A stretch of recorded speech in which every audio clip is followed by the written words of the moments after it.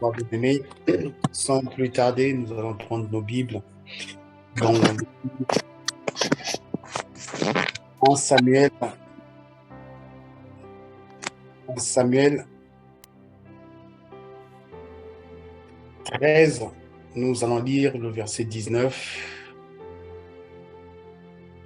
jusqu'au verset 22. Ça va être notre texte de base.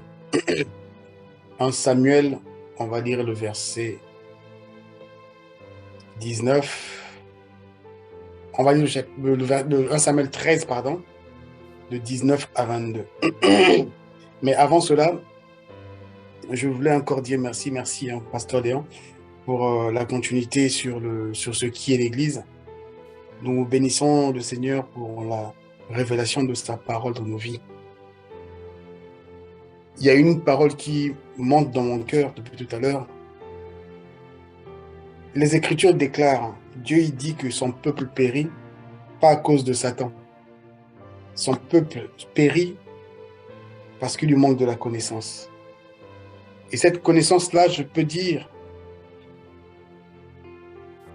est restée parmi les mains de certaines personnes. Mais gloire soit rendue à Dieu, car je sais que il accomplira sa parole au milieu de nous et que ses enfants seront délivrés. Je disais tantôt que nous allons lire dans le livre de 1 Samuel 13.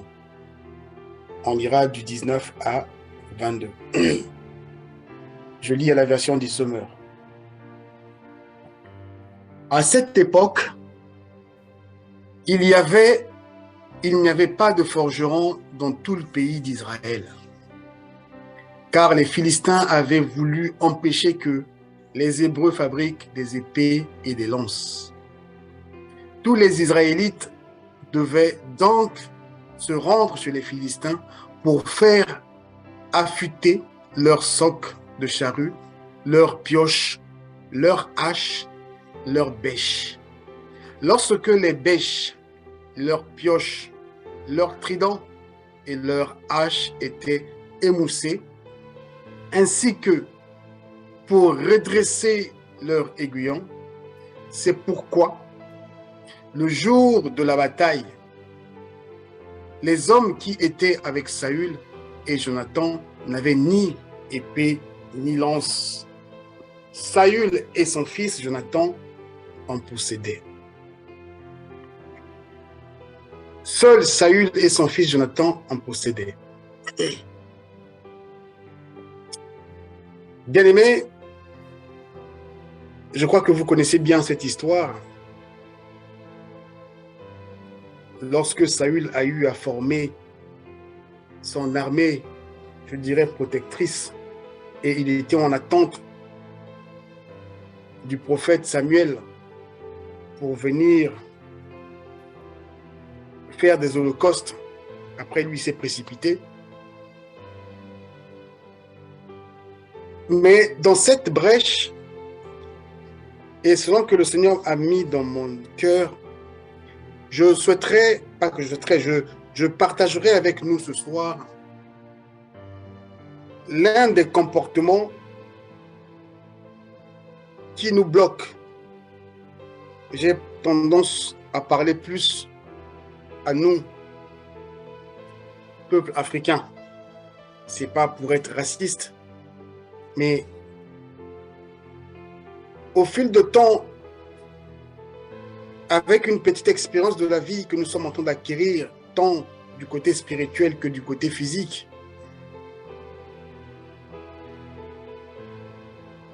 bien aimé, le Seigneur a mis dans mon cœur ce soir de nous dire et de me dire à moi-même quelles sont les causes du non-épanouissement. Ici,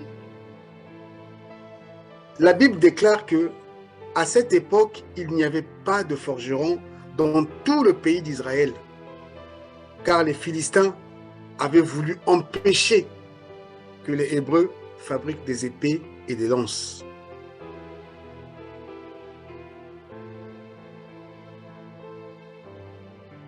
de ce que j'ai compris dans cette écriture, la vie ne te sera pas donnée gratuite comme ça, sur un plat, mange-moi. Il y aura toujours quelqu'un, il y aura toujours des personnes qui vont t'empêcher à avoir accès soit à une certaine connaissance, à avoir accès soit à ton arme. Parce qu'en réalité, la connaissance est une arme. La connaissance, elle est plus puissante que la bombe atomique. Et là, les Philistins ont délibérément voulu empêcher, ils ont empêché les Hébreux à fabriquer des épées et des lances. Il n'y avait plus de forgerons, il n'y avait plus des hommes et des femmes capables de réfléchir pour leur pays. Qu'est-ce que c'est un forgeron?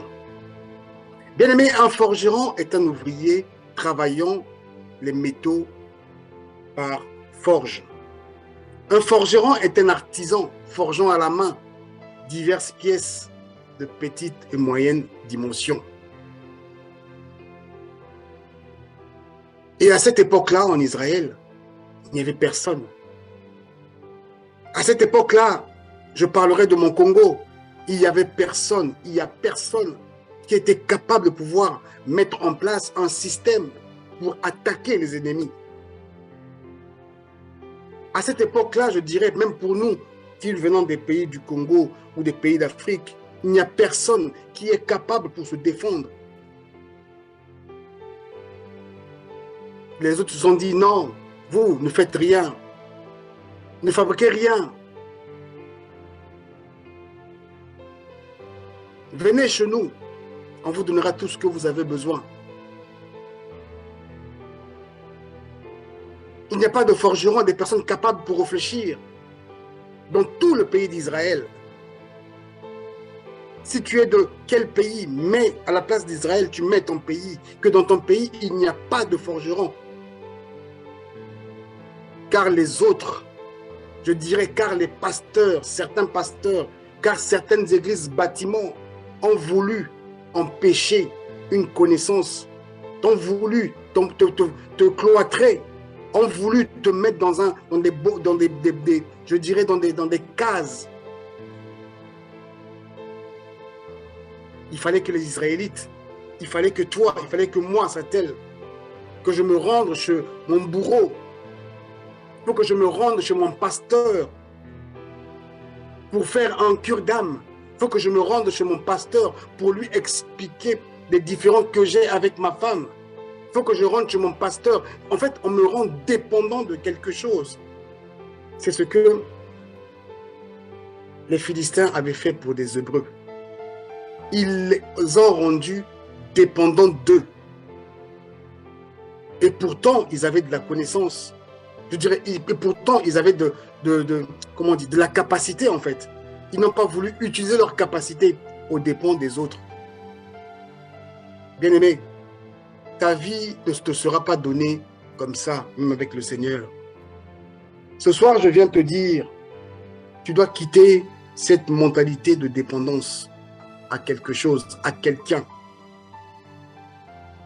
La seule personne à qui tu peux dépendre, c'est le Saint-Esprit. La seule personne à qui tu peux dépendre, c'est Jésus le Christ, c'est Dieu de grâce, Dieu de paix. Il n'y a point de forgeron dans nos pays. Il n'y a point de forgeron dans nos églises, je dirais, bâtiments. Toute la connaissance est aujourd'hui entre les mains des pasteurs, des grandes églises, du bling-bling. Je peux aujourd'hui considérer le Philistin comme le pasteur qui veut pour lui tout s'accaparer. Que lorsque tu as un problème, c'est auprès de lui qu'il faut aller exposer. Et pourtant, Jésus-Christ est allé à la croix. Le voile a été déchiré. Il n'y a plus de protocole. Que toi-même, à ton niveau, là où tu te trouves, tu peux crier à Dieu et Dieu peut te répondre. Bien aimé, je constate même pour nous, qui soi-disant, disons église évangélique, qui soi-disant s'autoproclame avoir une connaissance.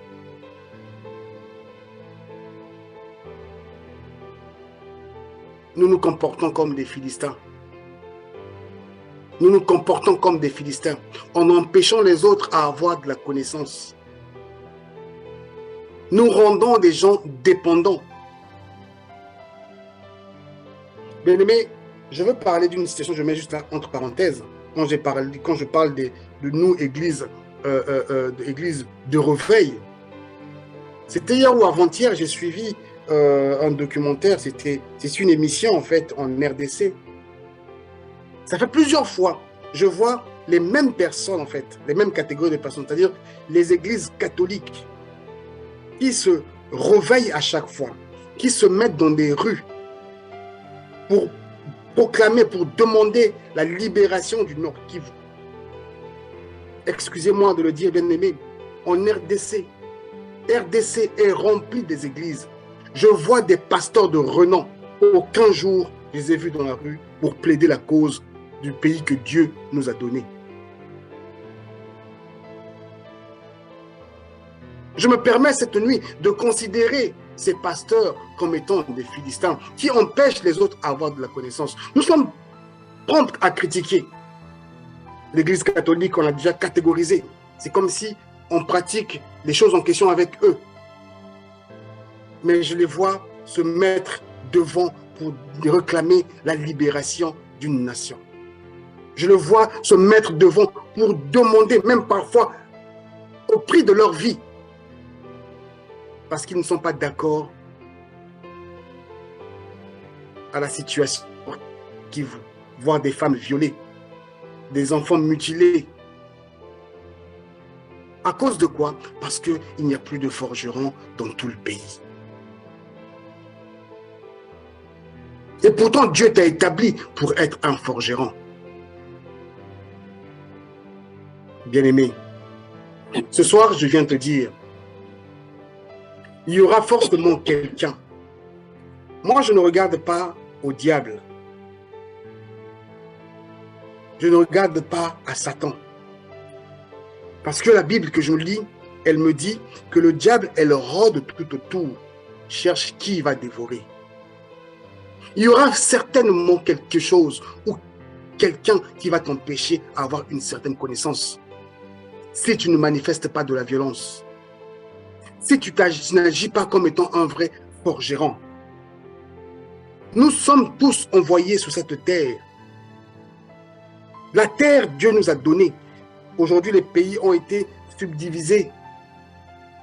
Mais le bout de terre que Dieu, la nation que Dieu t'a donnée, nous, on n'en prend pas soin. À cause de quoi? Parce que nous sommes tous emprisonnés par une certaine philosophie, par des penseurs, je dirais par des pasteurs, par des églises, par des gens, ou par des, je dirais même par des Européens, qui nous empêchent à nous de se déployer, qui nous empêchent de fabriquer nos propres épées et nos propres lances. Sous prétexte, nous n'avons pas la connaissance. Et nous devons toujours dépendre des autres nations. À cette époque, bien-aimés, les Israélites devaient donc se rendre chez les Philistins. À chaque fois, lorsqu'ils avaient des problèmes, à chaque fois, lorsqu'ils avaient, en fait, ils se rendaient pour affûter leur soc, pour rendre tranchant les arêtes d'un outil, pour tailler en pointe la mine en crayon. Il fallait aller encore chez le Philistin pour le faire. Et lorsque les Philistins les attaquaient, ils n'avaient pas de force. La suite nous dit, c'est pourquoi le jour de la bataille, les hommes qui étaient avec Saül et Jonathan n'avaient ni épée ni lance. Seuls Saül et Jonathan en possédaient. Il n'y avait que les deux qui possédaient, je dirais, une forme de connaissance. je viens de te dire, la connaissance est une arme. La connaissance, elle est puissante. D'où je t'ai dit, le diable, ce n'est pas lui, le destructeur de la terre. Le destructeur de la terre, c'est toi-même par ton manque de connaissance. Le destructeur de la terre, tu t'es pas rendu compte que tu es le forgeron par lequel Dieu a établi dans ta nation pour sauver ta nation. Mais tu es là en train de détruire ta nation en passant du temps, matin, midi et soir, à prier, à attendre une manne qui doit descendre des cieux.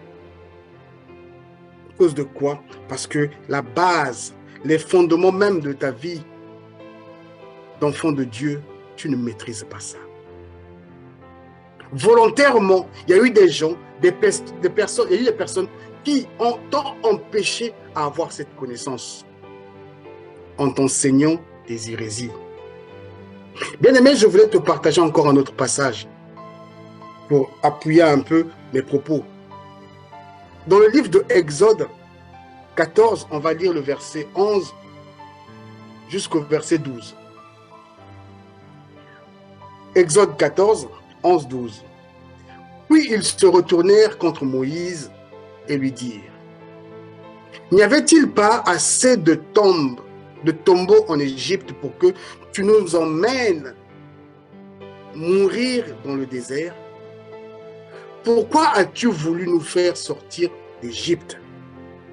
Nous te l'avions bien dit. Lorsque nous étions encore là-bas, laisse-nous tranquilles. Nous voulons être des esclaves des Égyptiens, car mieux vaut pour nous cela que de mourir dans le désert. Pourquoi les enfants d'Israël, dont le Seigneur a écouté des cris, pourquoi les enfants du Congo, les enfants du Sénégal, des enfants, je ne sais pas, du Rwanda, des enfants, je ne sais pas de quelle nation, dont le Seigneur a écouté le cri et vous a envoyé un libérateur,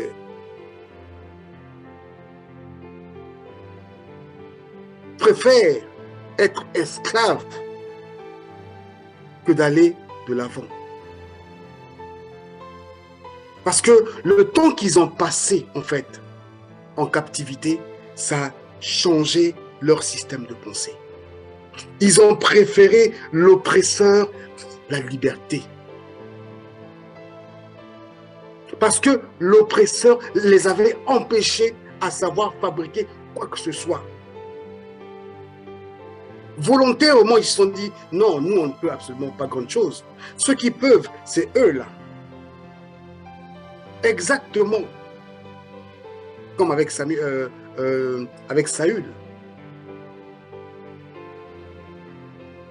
Bien-aimé, il y aura forcément quelqu'un, il y aura forcément un système de pensée qui t'empêchera à être la personne que toi tu dois devenir. Raison pour laquelle nous, dans nos différents pays, nous souffrons. Nous passons du temps dans des programmes, des églises en église. Nous assistons à tous les séminaires ou à tous les pasteurs qui viennent. Mais nos vies ne changent pas. À cause de quoi? Parce qu'il nous manque des forgerons. Parce qu'il n'y a pas de forgerons dans nos différents pays. Ce soir, je viens te demander. Ce soir, je viens te partager cette pensée. Et te dire, sois forgeron pour ta nation. Sois forgeron pour ta maison. Sois forgeron pour ta vie. Parce que cette vie, personne ne te la donnera comme ça en cadeau. Vas-y, prends, mange-moi.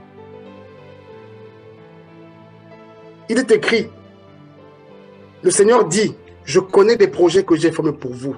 Il dit, ce sont des projets de paix et non de malheur. Le Dieu de grâce et de paix, il connaît ces projets. Mais nous sommes nombreux à ne pas aller consulter ce Dieu de grâce et de paix pour connaître c'est quoi le projet. Et nous sommes par contre nombreux à aller chercher la manne. Et malheureusement pour nous, nous faisons face aux Philistins. Malheureusement pour nous, nous faisons face aux Philistins. Je le dis et le cri de mon cœur, c'est plus aujourd'hui pour nous qui venons d'Afrique, pour nous qui habitons des pays d'Afrique. On crie malheur par-ci, on crie malheur par-là. Soi-disant que le bonheur est ailleurs. On crie tous les jours à Dieu. Mais nous ne sommes pas capables de pouvoir transformer nos propres terres. Faute de quoi? Parce qu'il nous manque des forgerons. Volontairement, les autres se sont dit non, on va assiéger ce pays. Pour que les enfants de ce pays ne puissent pas travailler. On va les apporter tout ce qu'ils auront besoin. La boisson, la musique, les vêtements, que sais-je encore. Ça va les alourdir. Ça va dénoter en eux des capacités des vrais forgerons. Et nous, on va exploiter le pays. Au moins comme ça, quand on va les attaquer, ils n'auront pas des armes pour se défendre. Et voici, nous avons gagné la guerre. Bien-aimés, marcher avec le Seigneur, c'est aussi de comprendre qui je suis moi-même. Quelle est la force que le Dieu de grâce de paix a enfouie en moi? Est-ce que Dieu de grâce de paix, c'est lui qui viendra changer ma nation ou c'est moi qui dois la changer? Est-ce que le Dieu de grâce de paix, c'est lui qui fera des choses physiques ou c'est moi qui dois le faire? Nous sommes passés aujourd'hui, où nous étions le matin. Là, il fait nuit, il est 21h, je dirais 22. Il y a eu certainement des choses que nous n'avons pas vues, que le Seigneur a eu à combattre pour nous. Ça, c'est l'aspect spirituel. Mais il y a un autre aspect physique. Pour nourrir mon corps, ce n'est pas le Dieu de paix d'amour, ce n'est pas le Saint-Esprit qui viendra me donner à manger. C'est moi qui dois faire cette part. C'est moi qui dois faire cette partie. Mais on a dénoté la capacité d'être forgeron. Je deviens obèse, tant spirituel que physique, sous prétexte d'attendre la manifestation du Saint-Esprit. La Bible déclare qu'à cette époque, il n'y avait pas de forgerons dans tout le pays. Et il n'y a plus de forgerons dans tous nos différents pays. Il n'y a plus de forgerons. Car ceux qui pseudo détiennent la connaissance ont voulu empêcher que nous puissions fabriquer des épées, des lances, que nous puissions avoir accès à la connaissance. Pareil pour les enfants d'Israël, lorsque Moïse est arrivé.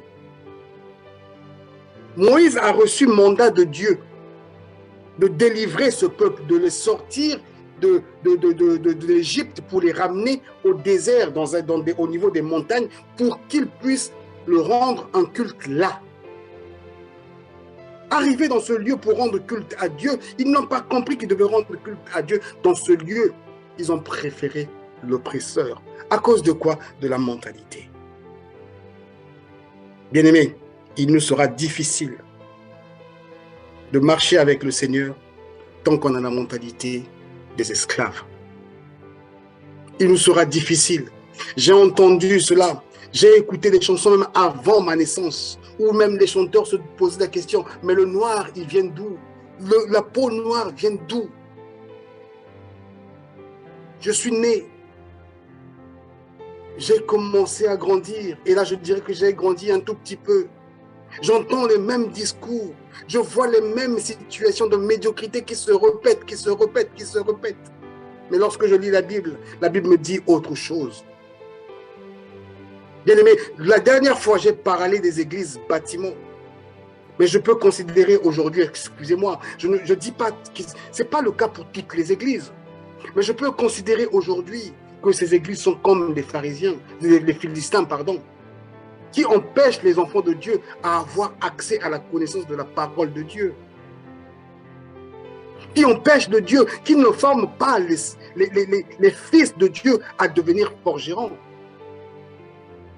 Qui nous rendent en fait dépendants d'un Saint-Esprit qui n'existe pas. Or, le vrai Saint-Esprit loge avec toi. Or, le vrai Saint-Esprit, il te demande de te lever et de prendre ta croix. Or, le vrai Saint-Esprit, il ne pourra pas faire ton travail physique à ta place.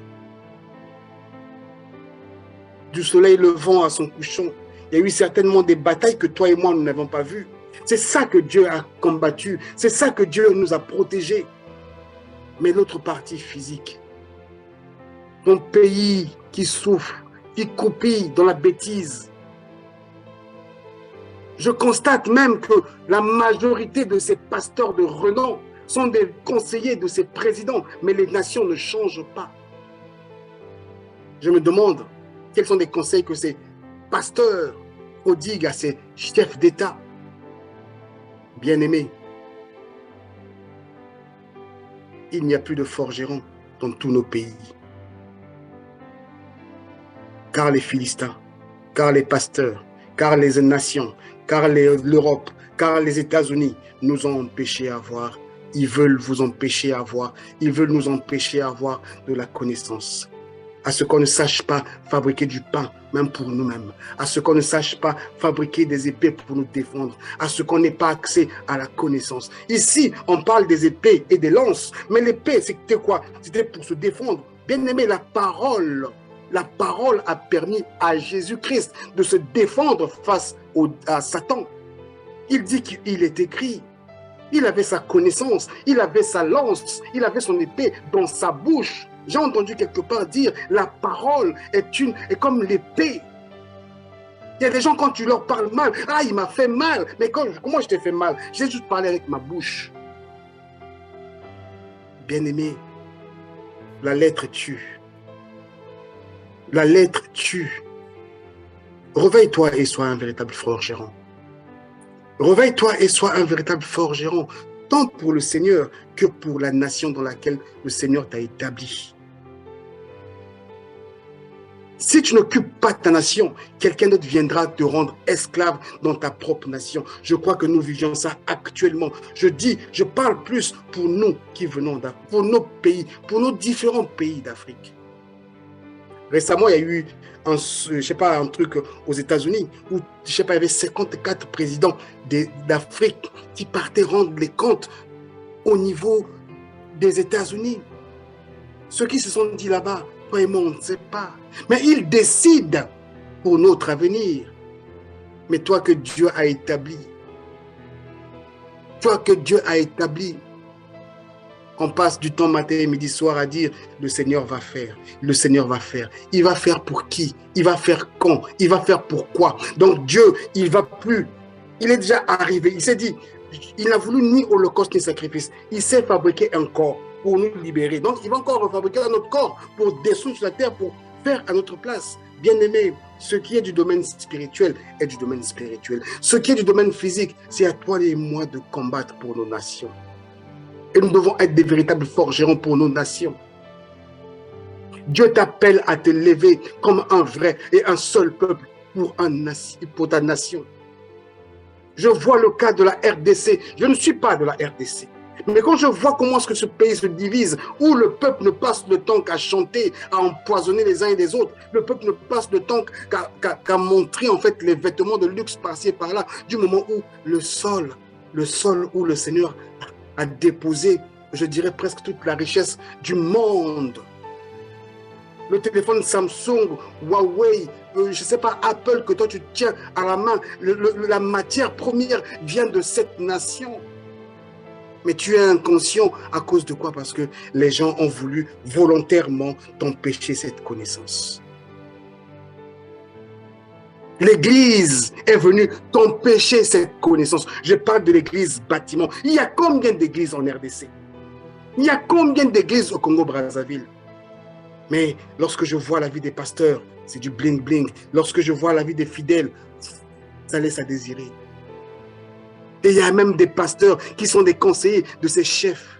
Mais le pays croupit toujours dans la bêtise. Je n'ai vu aucune église dite de réveil se lever pour la cause de cette nation. Même pour la cause du Congo, des pays que je connais. Mais je vois l'église catholique se lever.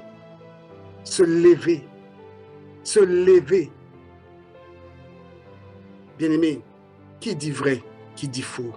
Qui aime Dieu, qui n'aime pas Dieu? Je viens te dire cette nuit, Sois un véritable forgeron.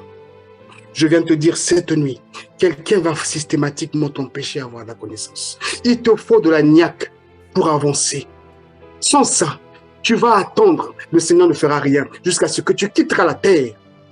Nous sommes nombreux à dire, non, je ne mourrai pas. Pourquoi tu ne mourras pas? L'œuvre de Dieu, tu ne fais pas. Pour quelle raison tu ne mourras pas? Parce que tu es amoureux du monde. Parce que tu as la mort, tu as peur de la mort. Raison pour laquelle comme tu ne te connais pas, et pourtant Dieu déclare dans ses Écritures, nous sommes poussière et nous repartirons à la poussière. Toi, tu dis, non, je ne mourrai pas. Pourquoi faire sur cette terre? Bien-aimé, sans l'épée, sans la lance, on ne pourra pas faire face aux différentes situations qui minent nos nations. On ne pourra pas faire face aux différentes situations qui minent nos maisons. Je vous avais dit ici, nous devons tous sortir de l'évangile du mariage, l'évangile du bien-être. Nous devons parler de ce que dit l'Écriture. Que dit la Bible à propos de ton pays? Que dit la Bible à propos de ta situation? C'est ça qu'il s'agit. Il y a maintenant des évangiles du mariage. Tout ce qui existe sur cette terre, c'est Dieu qui l'a institué. Ah, le mariage est institué de Dieu. Oui, mais la vie en famille aussi. Mais aussi, je dis bien, tout est institué de Dieu. On prend une petite phrase, on en fait tout un problème. Mais Dieu te demande d'être forgeron. Si tu ne te lèves pas pour tailler l'épée qui est la parole, si tu ne te lèves pas pour la voir autour de ta bouche, quelqu'un d'autre viendra pour t'empêcher à avoir accès à cette connaissance. Et lors de la bataille, tu ne seras pas capable de pouvoir agir. Si vous lisez plus haut, bien-aimés, Saül avait constitué pour les 3000, je ne sais pas, 3000 de son armée, il a pris 2000 pour sa propre garde et 1000 pour mettre autour du pays. Et quand un à un commençait à quitter, à désister, encore lui, il avait sa protection, il avait la parole, lui et son fils, et les autres. Bien-aimé, je viens te dire cette nuit, tu dois être un véritable forgeron. Ne sois pas comme les enfants d'Israël. En Égypte, Dieu a envoyé quelqu'un pour vous déplacer d'abord d'un endroit. Le Seigneur, il dit, il a entendu les cris de son peuple. Le Seigneur entend le cri des enfants de la RDC. Le Seigneur entend les cris des enfants de Brazzaville. Le Seigneur entend les cris des enfants du Gabon, du Cameroun, de la Côte d'Ivoire. Mais vous avez encore la mentalité d'esclave. Vous avez des cris envers moi, mais la mentalité, elle est très fermée parce que vous vous rendez dépendant des églises bâtiments. Nous remplissons des églises, mais qui va travailler sur la terre? Je ne vous dis pas de ne pas aller à l'église. Ce n'est pas ce que je vous dis. Aujourd'hui, lorsqu'on voit le train de vie des pasteurs, bien-aimés, ce sont ceux-là qui tuent les véritables forgerons. Ce sont ceux-là qui tuent les forgerons. Or, toi, tu dois être un forgeron pour ta nation et pour ta famille. Parce que quand tu vas fabriquer ta lance, quand tu vas fabriquer ton épée, lorsque l'ennemi arrivera vers toi, tu auras des capacités pour chasser l'ennemi. Mais si tu n'as ni lance, ni épée, l'ennemi arrive, tu es une proie. Parce que la Bible dit, le diable rôde tout autour, il cherche qui il va dévorer. Il ne peut dévorer que celui qui n'a pas la parole dans sa bouche. Je viens te rappeler, le Seigneur il dit que ce livre de la loi ne se loigne point de ta bouche. Que ce livre de la loi ne se loigne point de ta bouche. Médite-le jour et nuit. Nous devons méditer cela jour et nuit. Nous devons avoir, mes amis, les lieux de prière. Nous devons établir les autels dans nos différentes maisons, je ne sais pas, dans n'importe quel endroit où tu peux te trouver. Jésus dit à la femme samaritaine, ça ne serait pas dans ce lieu, pas seulement ici, ça serait partout. Vous glorifiez, vous cherchez, vous priez des jeux que vous ne maîtrisez pas, que vous ne comprenez pas. Bien-aimé, il est plus que temps que le livre de la parole de Dieu. La parole de Dieu doit être ton ami. Je ne te demande pas de lire ça à la va-vite, mais prends le temps de le lire calmement. Dieu te révélera sa parole. Tu dois être un véritable forgeron. Sois un forgeron pour ta nation. Sois un forgeron pour libérer ta nation. Ne sois pas celui qui critique, qui pointe du doigt des autres. Nous qui parlons, surtout ceux qui se disent chrétiens, on s'est précipité d'avoir un nom sans expérience. On n'a pas expérimenté le Christ. On s'est dit que nous sommes chrétiens. Je pense que le nom, là, on pouvait l'avoir à une seule condition. Après avoir expérimenté la vie de Christ, là, on devient chrétien. Mais ton église bâtiment t'a demandé de faire une prière de salut et qui a fait de toi un chrétien. Raison pour laquelle tu es un chrétien yo-yo. Tu es un chrétien montagne russe. Tu commences à accuser le diable de partout. Les programmes qu'on voit au niveau de YouTube, des programmes au niveau des églises, on parle du diable. Le diable attaque ta famille, mais on ne te dit pas qui tu es. On ne te dit pas qui tu es. Viens avec nous, tu vas prier avec nous. On te retire de la connaissance pour te rendre dépendant de leur programme de prière. Je viens te dire cette nuit, tu as les capacités, car Dieu a mis en toi, il a enfoui en toi les mêmes capacités. Dieu n'a pas besoin de dépendance. Il veut seulement que les gens puissent dépendre de lui. Mais on ne doit pas se dépendre de toi et de moi. Jésus-Christ est venu, il a formé ses disciples pour qu'ils ne soient pas dépendants de lui. Raison pour laquelle, lorsqu'il partait pour chasser un démon dans le corps, je ne sais pas, d'un enfant ou d'une personne, je ne me rappelle plus, excusez-moi, il dit, Jésus-Christ leur a dit, race de vipères, depuis que vous êtes avec moi, donc ça là, vous ne savez pas chasser des démons? Nous devons apprendre à marcher avec le Seigneur. Nous devons apprendre. Ça serait difficile par rapport à toute la connaissance que tu as eu à avoir, qui est en réalité une connaissance biaisée, à reprendre le droit et le vrai chemin. La Bible met au cœur toi. Le monde met au cœur l'église bâtiment. Bien-aimé, à l'époque de Saül, il n'y avait pas de forgeron. Mais je crois qu'à cette époque, il doit y avoir beaucoup plus de forgerons. Pour éviter que les Philistins nous envahissent et qui nous empêchent à avoir la connaissance de la parole de Dieu. Que Dieu vous bénisse.